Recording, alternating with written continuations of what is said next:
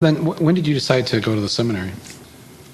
Well, that was an early decision. I actually was in 7th grade when my cousin and I happened to receive, a neighbor of ours gave me a publication of a foreign missionary group of priests from Belgium who were located in Washington, D.C. We saw the publication, decided we wanted to help the missionaries, so we put our, $4 or $5 together and sent it off. That, for me, clicked. That was the beginning of my journey toward becoming a priest with that same, originally with that same organization. So 7th grade, 12 years old, more or less, I made the decision, and from then on, the church and my family helped me carry through on that decision. Did you go in high school to the seminary? Or No. You waited until after high school? I went back to the east side, went to St. Mary's, to high school. Where my dad went? Where your dad went. And graduated, then went off in September of 1964 to the seminary in Washington, D.C. It was something I wanted to do. I was inspired by the Berrigan brothers, the priests, and it was 1968, and a lot going on that year. Yeah.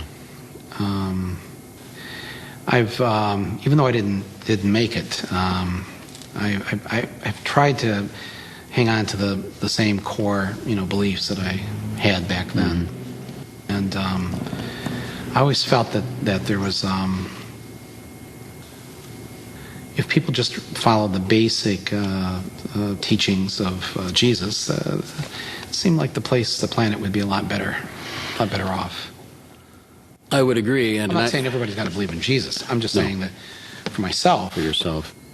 What drew all those people to Jesus, those 5,000 on the mountain and the other 5,000 out there on the plains, and all those people who gathered around him when he was wandering around, all those who came to him with various infirmities and sicknesses and need for adjustment, what drew them was his sense that God was his God, God as Jesus and they understood God to be, was with them.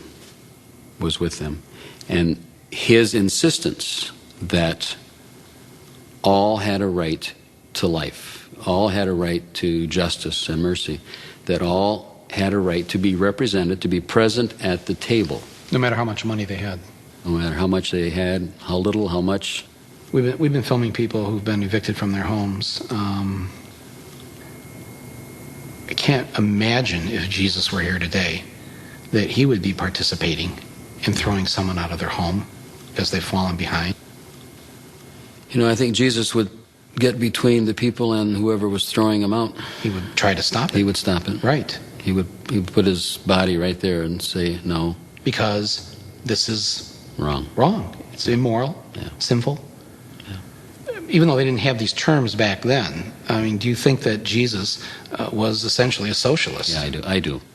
What I would refer to as, without being redundant, a Christian socialist, but certainly a socialist, one who believed that we are essentially social beings, that we're here as part of a human community, part of a universal community, and the way we're going to best live together is to live together, sharing what we have, respecting each one, and giving up what we don't need so that others might live.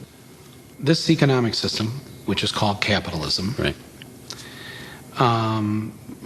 For most of my life, I've just seen it as this greater evil, this beast almost, that has to be constantly fed. Yeah. It can never get enough money. It can never be full. Once it attacks one thing to make a bunch of money, then it's got to go someplace else to make a bunch of money, and it can never stop. And the principles of capitalism, of course, there has to be growth each year. We have to, kill the competition, beat them, merge with them, buy them out, whatever. Offshore them. And I look through the years and I see all these examples of how we used to live and how we don't live anymore. I think a very clear example of how capitalism works and its effects and how it ravages is in the recent pirate stories we've heard from Somalia. How's that? Well, I don't know if people are aware, but for about 18 years, the country of Somalia in eastern Africa has been without a government because other nations of the world, including the United States, have fought against that country having a government so that the natural resources could be exploited. Very specifically, for those 18 years and perhaps longer, the United States and Western Europe have fished the coastal area of Somalia virtually to death. There are no fish left there for the Somalis or for anyone else for that matter. Secondly, for the majority of those 18 years, the United States and Western Europe have been dumping waste into that area as well, including some of our nuclear waste. That's ravaging. That's taking a beautiful part of God's creation that in some sense belongs to a people, that is part of a people's heritage, the people of Somalia, and saying, we don't care about you. We care about our own need to eat fish and our own need to get rid of our garbage. Here. And so you think the pirating is a result of... The pirating is a normal human result of that, yes. Because that's the only way they can live and survive and remind the rest of the world that what we're doing to this tiny country, much like what we've done to other countries, is wrong. It's ravaging. It's destroying. It's spoiling a beautiful part of this creation that has a right to live otherwise. You know, it seems to me that we have the capability to do so many good things. I mean, we are really blessed as a country. I mean, we do have enormous amount of resources and a lot of great people.